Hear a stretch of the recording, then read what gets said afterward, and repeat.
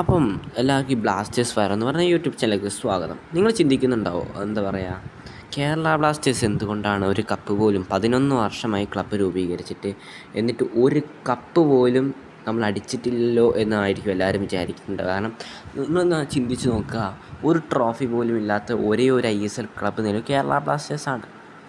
അതും 4ഓളം ടൂർണമെൻറ്റുകൾ അവൈലബിളാണ് കപ്പടിക്കാനെന്ന് കൂടി ഓർക്കുക.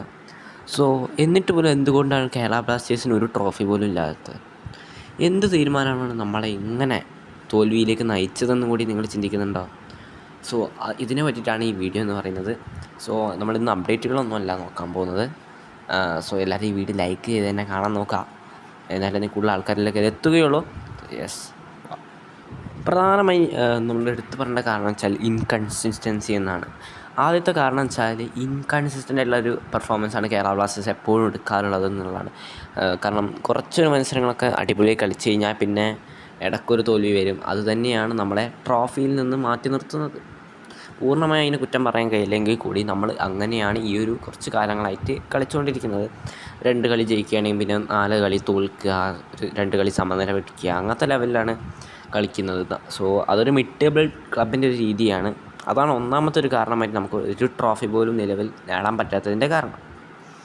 പിന്നെ ഒരു കാരണമാണ് ഫോക്കസ് ഇൻ വൺ കപ്പ്. കാരണം ഒരു കിരീടമാണ് ISL കപ്പ് എന്ന് പറയുന്ന ഒരൊറ്റ ട്രോഫി മാത്രമല്ലല്ലോ നമ്മുടെ ഉള്ളത്. ISL ഷീൽഡ് ഉണ്ട്, സൂപ്പർ കപ്പ് ഉണ്ട്, അങ്ങനത്തെ കുറേ ഐറ്റംസ് ഉണ്ട്. സോ അതിന് 4 ടൂർണമെൻറ്റ് അവൈലബിളാണ്: ISL കപ്പ്, സൂപ്പർ കപ്പ്, അല്ലെങ്കിൽ ഈ ISL ഷീൽഡ്, ഡ്യൂറൻ കപ്പ്. ഇങ്ങനെ 4-5 കപ്പുകളുണ്ട് എന്നുള്ളതാണ്. അതിലൊരു കപ്പ് പോലും പോകാൻ പറ്റില്ല. ബാക്കിയുള്ള ഇപ്പം 13 ടീംസിൽ 12 പേർക്കും കപ്പുകളുണ്ട്. എല്ലാവർക്കും, കേരള ബ്ലാസ്റ്റേഴ്സ് ഒഴികെ ബാക്കി എല്ലാ ടീമുകളും ഒരു കപ്പെങ്കിലും വീതം എടുത്തിട്ടുള്ളവരാണ്. പക്ഷേ കേരള ബ്ലാസ്റ്റേഴ്സിന് മാത്രം നിലവിൽ ഒരു കിരീടം പോലും നേടാൻ പറ്റിയിട്ടില്ല. അതിനൊരു പ്രധാന കാരണം ഈ ഇൻകൺസിസ്റ്റൻസി തന്നെയാണ്. മാത്രമല്ല ഈ ഒരൊറ്റ കപ്പിൽ മാത്രം ഫോക്കസ് ചെയ്യുന്ന രീതി. എന്തുകൊണ്ടാണ് കേരള ബ്ലാസ്റ്റേഴ്സ് ഡ്യൂറൻ കപ്പിലോ അങ്ങനത്തെ ഡൊമസ്റ്റിക് കപ്പുകളിലോ ഒന്നിന് പോലും ശ്രമിക്കാത്തതെന്ന് എനിക്ക് മനസ്സിലാവുന്നില്ല. അവർ പലപ്പോഴും പ്രീ സീസൺ മാത്രമായി എടുത്തിട്ടാണ് അത് കാണുന്നത്. ISL മാത്രമാണ് അവരുടെ ലക്ഷ്യം എന്നുള്ള രീതിയിലാണ് പോകുന്നത്. അങ്ങനെയൊന്നും നോക്കിയിട്ട് കാര്യമില്ല. കാരണം നമ്മളെത്ര കാലമായി, 11 കൊല്ലമായി ട്രോഫി വിർജിൻസ് എന്ന പേര് കേട്ടുകൊണ്ടിരിക്കുകയാണ്. ട്രോഫിലെസ് ക്ലബ്ബ്, ട്രോഫിലെസ് ഒരു കപ്പ് പോലും ഇല്ലാത്ത ക്ലബ്ബ് എന്ന് എത്ര തവണയായി കേൾക്കുന്നു. നമ്മൾ 4 എണ്ണത്തിൽ ഫോക്കസ് ചെയ്താലേ ഏതെങ്കിലും ഒന്നെങ്കിലും കിട്ടുള്ളൂ. അതാദ്യം മനസ്സിലാക്കണം. പിന്നെ ഒരു കാരണം എന്ന് വെച്ചാൽ ലൂപ്പ് കോച്ച്. അത് ഞാൻ പറഞ്ഞു തരാം എന്താണ് ലൂപ്പ് കോച്ച് സിസ്റ്റം എന്ന് പറയുന്നത്. കേരള ബ്ലാസ്റ്റേഴ്സിനെ സംബന്ധിച്ചിടത്തോളം നമുക്കറിയാം, ഒരുപാട് കോച്ചുകളാണ് കേരള ബ്ലാസ്റ്റേഴ്സിനെ ഈ ഒരു 11 വർഷത്തിനിടെ പരിശീലിപ്പിച്ച് 12 കോച്ചുകളോളമാണ് പരിശീലിപ്പിച്ചത്. ഇത് വലിയ നാണക്കേടാണ്. കാരണം ഇത്രയും കോച്ചുകൾ പരിശീലിപ്പിക്കുക എന്ന് പറയുമ്പോൾ എത്ര കോച്ചുകളെയാണ് നമ്മൾ പുറത്താക്കി കളഞ്ഞതെന്ന് കൂടി ഓർക്കുക. നമുക്കറിയാം, കേരള ബ്ലാസ്റ്റേഴ്സിനെ കോപ്പലാശാന് ശേഷം പിന്നെ ഒരു കോച്ച് സക്സസ് ചെയ്യുന്നത് ഇവാൻ മുക്കോമനോവിച്ച് എന്ന് പറഞ്ഞൊരു കോച്ച് മാത്രമാണ്. സോ ഇവാൻ മുക്കോമനോവിച്ച് നമ്മളിപ്പോൾ സാക്ക് ചെയ്തിട്ടുണ്ട്. അതിനെപ്പറ്റി ഞാൻ പറഞ്ഞു തരാം. കാരണം നമ്മളുടെ പ്രശ്നം എന്താ വെച്ചാൽ, നമ്മൾ ഒരു കോച്ചിനെ കൊണ്ടുവരും, ആ ഒരു കോച്ചിന് കുറച്ച് പ്ലേയേഴ്സിനെയും കൊടുക്കും, ഏതെങ്കിലും തോന്നിയ പ്ലേയേഴ്സിനെ കൊടുക്കും. എന്നിട്ട് എന്ത് ചെയ്യും, അവരോട് നല്ലൊരു റിസൾട്ട് ഉണ്ടാക്കി തരാൻ പറയും, അല്ലെങ്കിൽ സാക്ക് ചെയ്യുന്നു പറയും. അവർ റിസൾട്ട് ഉണ്ടാക്കിയാൽ പിന്നെ അടുത്ത കൊല്ലം കൊണ്ട് എക്സ്റ്റെൻഡ് ചെയ്യും. എന്നിട്ട് പിന്നെയും മാറ്റും, ആ കോച്ചിനെ മാറ്റി വേറെ കോച്ച് വരും. ഇതാണ് നമ്മൾ കാണിച്ച മണ്ടത്തരം എന്ന് പറയുന്നത്. സോ അത് നമ്മൾ ട്രോഫി നേടാത്തതിൻ്റെ ഒരു കാരണം തന്നെയാണ്. കാരണം നിങ്ങൾ നോക്കുക, കേരള ബ്ലാസ്റ്റേഴ്സിനെ സംബന്ധിച്ചിടത്തോളം 2 കപ്പുകളൊക്കെ അവൈലബിൾ ആയിട്ടുള്ള ഒരു ടൂർണമെൻറ്റ് ഈ ഒരു ലീഗിൽ തീർച്ചയായും നേടേണ്ടത് തന്നെയാണ്. കാരണം കേരള ബ്ലാസ്റ്റേഴ്സ് 3 ഫൈനലുകളാണ് കളിച്ചതെന്ന് കൂടി ഓർക്കുക. 3 ഫൈനൽ കയറിയിട്ടും ഒരു കപ്പ് പോലും ഇല്ലാത്ത ഒരേ ഒരു ISL ടീമും കൂടിയാണ് കേരള ബ്ലാസ്റ്റേഴ്സ്. കപ്പില്ലാത്ത ഒരേ ഒരു ടീമും കൂടിയാണ് കേരള ബ്ലാസ്റ്റേഴ്സ്, അതും കൂടി ഓർക്കുക. നമുക്കറിയാം കാർബോ കപ്പ് 2025 നമ്മുടെ ന്യൂകാസിൽ അടിച്ചു. അവർ 70 വർഷത്തിന് ശേഷമാണ് കപ്പടിച്ചത്. സോ നമ്മളെ സംബന്ധിച്ചിടത്തോളം അത്രയൊന്നും കാത്തിരിക്കേണ്ടതാണ് ഞാൻ വിചാരിക്കുന്നത്. കാരണം പ്രത്യേകിച്ച് 4 ടൂർണമെൻറ്റൊക്കെ ഉള്ള സ്ഥിതിക്ക് അത് ഒന്ന് കിട്ടാൻ സാധ്യതയുണ്ട് കേട്ടോ. കാരണം ഈ സീസൺ തന്നെ സൂപ്പർ കപ്പ് അടിച്ചാൽ സന്തോഷമുള്ളൂ. കാരണം അടിക്കുന്നൊന്നും പറയില്ല.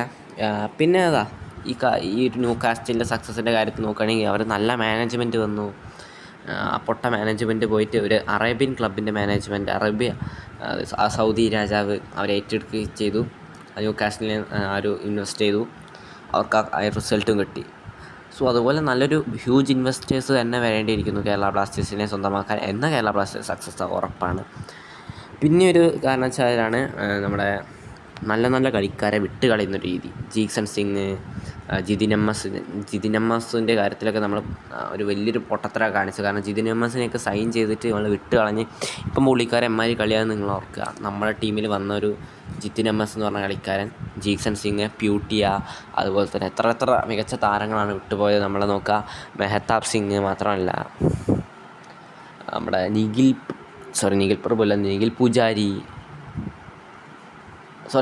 പൂജാരി അല്ല, രാഹുൽ ബേക്കയൊക്കെ എത്ര നമ്മളെ വിട്ട് കളഞ്ഞ എന്താ പറയുക, മികച്ച കളിക്കാർ ഏറെയാണ്. എന്നിട്ട് പറയും ടീമിൻ്റെ സക്സസ്സിനാണെന്ന്. ഇപ്പോൾ അത് ഐമൻ്റെ കാര്യത്തിലും കൂടി തീരുമാനമായി വരുന്നുണ്ട്. അടുത്ത കൊല്ലം കൂടി ഐമൻ ഉണ്ടാവുള്ളൂ. ഐമൻ അത് കഴിഞ്ഞാൽ ക്ലബ്ബ് വിട്ടേക്കും എന്നുള്ള റിപ്പോർട്ടാണ് കിട്ടുന്നത്. അതൊരു കാരണം തന്നെയാണ്. കാരണം നല്ല നല്ല കളിക്കാരെ ഒരിക്കലും വിട്ട് കളയേണ്ട ഒരു ആവശ്യമില്ല. പിന്നെ ഒരു കാര്യമാണ് ഈ കോച്ചിനെ വീണ്ടും അങ്ങോട്ടും മാറ്റി കളിക്കുന്ന അവസ്ഥ. അതൊരു മോശം ടീം ചെയ്യുന്ന ഒരു കാര്യമാണ്. കാരണം നിങ്ങളൊന്ന് ചിന്തിച്ച് നോക്കുക, നമ്മുടെ ചരിത്രത്തിൽ 12ഓളം കോച്ചുകൾ വന്നു, അങ്ങനെ മാറ്റി. സോ ഒരു ഫിലോസഫിക്ക് ഒരു കോച്ചിനെ ഒരു കോച്ച് വന്നു കഴിഞ്ഞാൽ ആ കോച്ചിന് വേണ്ട പ്ലേയേഴ്സ് കിട്ടും. അതിനുശേഷം പ്ലേയേഴ്സിനെ മാറ്റിക്കഴിഞ്ഞാൽ ചിലപ്പോൾ ആ കോച്ച് ഡിഫീറ്റ് ആവാൻ സാധ്യതയുണ്ട്. അത് വേറെ കാര്യം. സോ നമ്മൾ ചെയ്യേണ്ട ഒരു കാര്യം വെച്ചാൽ ഒരു കോച്ചിനെ കൊണ്ടുവരിക. ഞാനാണ് മാനേജ്മെൻറ്റ് ഇത് ചെയ്യും, ഒരു കോച്ചിനെ കൊണ്ടുവരും. ഓക്കെ, ആ കോച്ചിനെ കൊണ്ടുവന്ന് ആ കോച്ചിന് വേണ്ട പ്ലേയേഴ്സിനെ കൊടുക്കും. എന്നിട്ട് ആ ഒരു സിസ്റ്റത്തിൽ പിന്നെ ആ കോച്ചിനെ മാറ്റരുത്. കാരണം ആ പ്ലേയേഴ്സ്, നമ്മുടെ യൂത്ത് പ്ലേയേഴ്സൊക്കെ ആ ഒരു കോച്ചിൻ്റെ അഡാപ്റ്റ് ആയിട്ടുണ്ടാവും. പിന്നെ നമ്മളൊരു കോച്ച് വരുമ്പം അപ്പോൾ വെർട്ടിക്കൽ അറ്റാക്ക് കോച്ചാണെങ്കിൽ നമ്മൾ ഡിഫൻസീവ് കോച്ചിനെ കൊണ്ടുവന്ന് വെച്ചു, ഇവാൻ മുക്കോമനോവിച്ചിനെ പോലെ. സോ എല്ലാ പ്ലേയേഴ്സും ആ ഒരു സിസ്റ്റത്തിന് അഡാപ്റ്റഡ് ആയിരിക്കും. പക്ഷേ നമ്മളൊരു വെർട്ടിക്കൽ അറ്റാക്ക് കോച്ചിനെ കൊണ്ടുവരുമ്പം തീർച്ചയായും ആ പ്ലേയേഴ്സ് അവിടെ മോശമായി പെർഫോം ചെയ്യാൻ നല്ല രീതിക്ക് തന്നെ സാധ്യതയുണ്ട്. പ്രത്യേകിച്ചും നമ്മൾ നോക്കുകയാണെങ്കിൽ നോഹ സദോയിനെ പോലും സൈൻ ചെയ്തത് ഇവാൻ മുക്കോമനോവിച്ചിൻ്റെ സമയത്താണ് സൈനിങ് തീരുമാനിച്ചത്. സോ ഇവാൻ മുക്കോമനോവിച്ചിനാണ് നോഹ സദോയെ കിട്ടിയെങ്കിൽ ഞാൻ എന്തെങ്കിലും ചെയ്യുന്നത് ഞാൻ പ്രതീക്ഷിക്കുന്നുണ്ട്. ഇതാണ് മെയിനായിട്ടുള്ള കപ്പടിക്കാത്തതിൻ്റെ ഒരു കാരണം എന്ന് വെച്ചാൽ, കേരള ബ്ലാസ്റ്റേഴ്സ് കപ്പടിക്കുന്നുണ്ടെങ്കിൽ ഈ ഒരു നല്ല കാര്യങ്ങളൊക്കെ നടക്കണം. മാനേജ്മെൻറ്റ് നന്നാവണം, മാനേജ്മെൻറ്റ് പോവുക തന്നെ ചെയ്യണം. അതിന് പകരം നല്ലൊരു ഹ്യൂജ് ഇൻവെസ്റ്റേഴ്സ് തന്നെ വരണം. ജിൻഡാൽ ഗ്രൂപ്പിനെയൊക്കെ പോലെയുള്ള, സിറ്റി ഗ്രൂപ്പിനെയൊക്കെ പോലെയുള്ള കാര്യങ്ങളൊക്കെ വരണം. എന്നാലേ കേരള ബ്ലാസ്റ്റേഴ്സിൻ്റെ ഒരു കപ്പ് കിട്ടുകയുള്ളൂ. ശരി, ബൈ.